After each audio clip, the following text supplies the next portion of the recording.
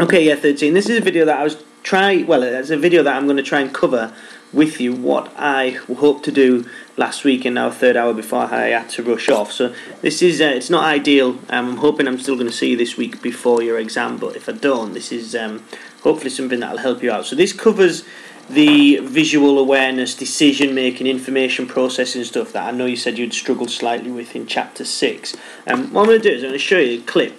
What you can see is Lionel Messi there. Just want you to watch it. The clip repeats itself a couple of times. I'm going to try and pause it as best I can. I just want you to watch. Just really simple, okay?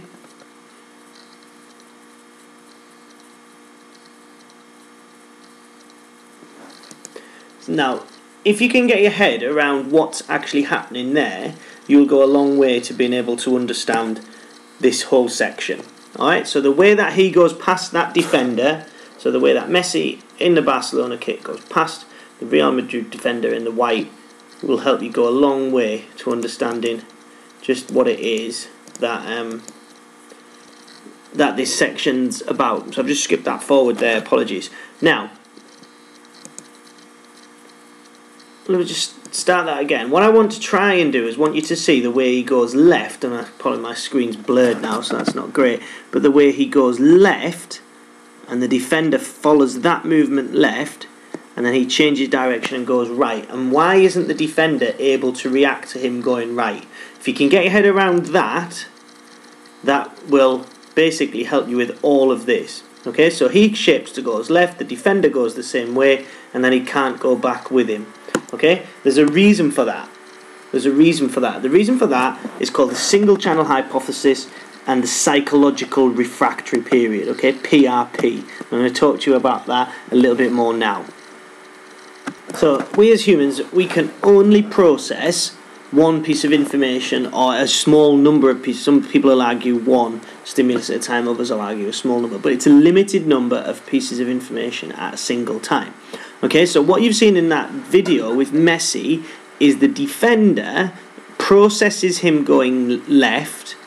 Okay, so he processes him to go one way, but Messi's already gone the other. So the period of time between him reacting to stimulus 1 and being able to react to stimulus 2, and in this instance stimulus 1 is him going one way and then stimulus 2 is going him the other way, that's called the psychological refractory period. There's a period of time that it takes between the stimulus where one stimulus has to wait for the other one to be processed. Right, this drawing's a shocker I've just done quickly, but what it'll do is that'll help make a little bit more sense to you. So these are traffic lights, alright? This is stimulus 1 coming down here. This is our output down there. That's been just cut off a little bit. This is stimulus 2 up here. Now the key point here, alright, is that this stimulus is being processed. So in this instance, that's Messi faking to go left. The second stimulus being processed has got to wait here until that first stimulus has been fully processed. Alright, so him actually then going right has to wait. And the period of time that stimulus 2 has to wait at the traffic lights is called the psychological refractory period. It's that split second. You know, this is absolutely, talking blink of the eye stuff, but it's that split second. That is why a dummy or a feint is successful. So if you're thinking about a fake pass in rugby, if you're thinking about disguising a shot in badminton or tennis or what have you, it's all to do with processing one stimulus and that actually being inaccurate, and then the second stimulus having to wait until that one's fully done. That split second just gives you the advantage over where you can go in. Now, if you can keep that in mind when we're talking about some other things, you'll be able to apply that to the other bits of this work. So, I want you now just to think about it. Sit there now, listen to the video. I want you to imagine I've just thrown a tennis ball at you. Okay, so imagine I've just thrown a tennis ball at you. What are your choices? You can either catch that tennis ball, you could either dodge out of the way of the tennis ball, you could leave the tennis ball well alone. Now, what is making that decision for you is the key point. Okay, and that's your perception. Your perception of whether or not you can catch it, whether or not it's travelling too fast for you to catch it and you need to dodge, whether or not you have to dodge because it's actually going to hit you. Okay, so this is all to do, and that's called an input. So the input then all factors into decision making bit, and then that all factors out into an output. That is your most basic example of an information processing model. You might also see think, interpret, move. Alright, what it's basically saying is you're presented with a stimulus, you make a decision about it, and then you perform that decision. Now the key points here, and where all your marks are going to come from, is what's actually going on in the decision making bit. How do we actually see it, and what actually helps us make our decision? So as we go through, there'll be loads of notes for you to make here, but what I want you to really hold on to your decision making bit is previous experiences. Okay, so what previous experiences you've got. Alright, that then gives you a sense of anticipation, because you've been there before, so you know what's going on, so you can anticipate certain things within that. That's like your awareness as well, isn't it? Your awareness of what could happen, what will happen if you do one thing, what will happen if you do something else. So you've got to factor those things in absolutely, so that you can bear in mind bringing memory to this as well. I don't know what work you've done on memory, whether thinking about what you store in your long-term memory, about previous accomplishments, previous things that you've done.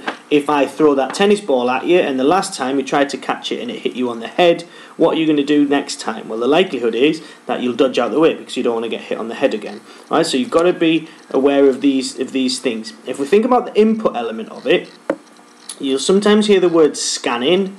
Okay, so people are looking to spot the vital cue. Alright, cue as in C-U-E. A cue for you to act, whatever that cue might be. So we think about back to our defender. He was looking, he saw the cue, he thought Messi was going one way. Actually, what happened was he went the other way. Now, because of what I've just showed you, and also something called Hicks' law, Hicks, as in a person, Hick, and his law, he basically said that the more information you're presented with, the slower your reaction time is. Okay, so the more you've got to process, the slower your reaction time is. So if you think about the 100-metre start, all I'm waiting for is the gun to go off. The gun goes off and I'm going to run. Alright, but what if at the start of the 100 metres the gun went off and then somebody gave me another cue of which direction I had to run in? Okay, at that point my reaction would be slower. Right, and that's basically what Hicks' law is. And what you need to be aware of within reaction time is reaction time plus movement time equals response time. So your reaction time is the time it takes between the stimulus being presented and the first movement being initiated in a response to it. The movement time is the time it takes to complete that movement, and then what that equals is a response time. Okay, so if you think about something that you might sometimes refer to as reaction time, it's actually measuring response time. So if I timed how long it took you from me saying go to you picking up a tennis ball, if that's what the task was, that would be your response time. Okay, so reaction time plus movement time equals response time. Okay, I want you to watch this clip next. Now, I know you might not watch a lot of American football, you might not understand what's going on, but this guy here is setting up to punt the ball down the pitch. Okay, so all this is the defence, this is the attack. I'm going to throw the snap back, he's going to kick it long. It's like a defensive play. Okay, that bit's not too important. What I want you to realise is that these guys are deceived by what he does. Okay, and they're deceived by their own anticipation, and this is key terminology for you. So anticipation basically means being able to predict what's going to happen next. So the term the term that you get talked about in A-level PE is extrapolation. Okay, so the ability of the brain to anticipate accurately what's going to happen next. Extrapolation, key terminology. The ability of the brain to anticipate what is going to happen next.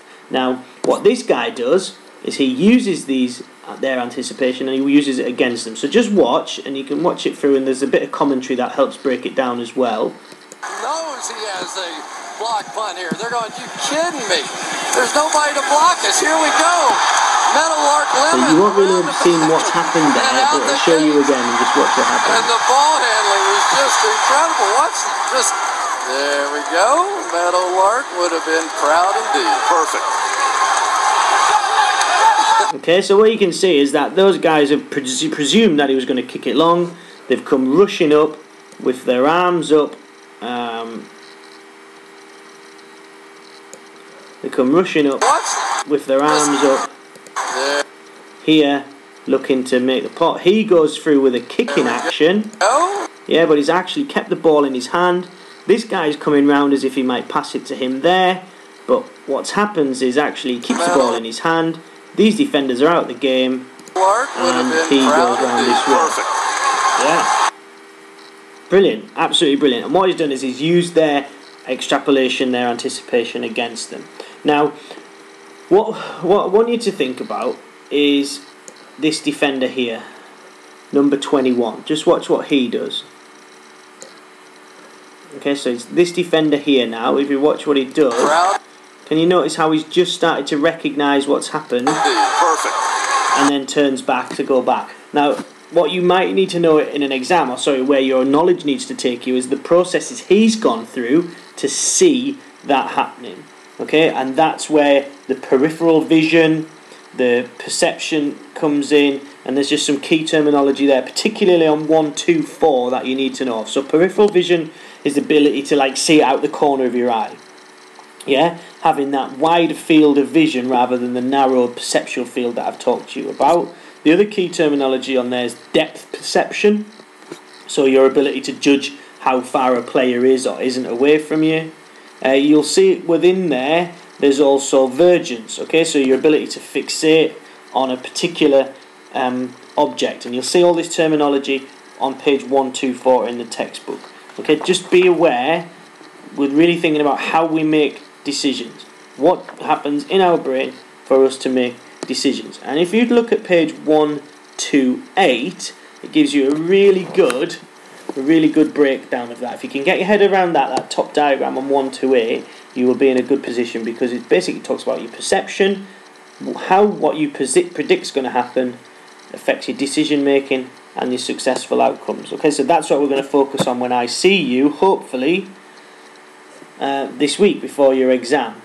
The final thing that I want to talk to you about is Nidafer's attentional styles, and that's what you can see here. Okay, so whether we've got a focus, that our attentional focus is external, so on the outside, whether it's internal, focusing on our own thoughts and feelings, and similarly whether it's broad, so we're taking a lot of information in, we're receiving cues and stimulus from a lot of different places, or whether it's narrow, so we're really focusing on ourselves. Now, I touched on this in video 1, so I'm not going to spend too long on this now, but what's really important is you've got a good example for each of these. So an external broad style, you kind of fall into one of these categories, and the key point, the best performers, elite athletes, are able to move between each one very quickly. So I might need to go from an external narrow very quickly to an external broad. I might then need to go to a narrow internal. Do you understand what I'm saying? The best performers are able to move in and out as the game dictates. They need to know what they need to know. Alright, so you've got to have your head around that as well, please. Those Nidafer's attentional styles, it'll help you with the work that we were just talking about there. Now, this has been a really quick whistle-stop tour. Hopefully I'm going to see you again, like I said, before the exam, but if not, this will hopefully just help you finalise some of the little details that you were thinking about. Okay.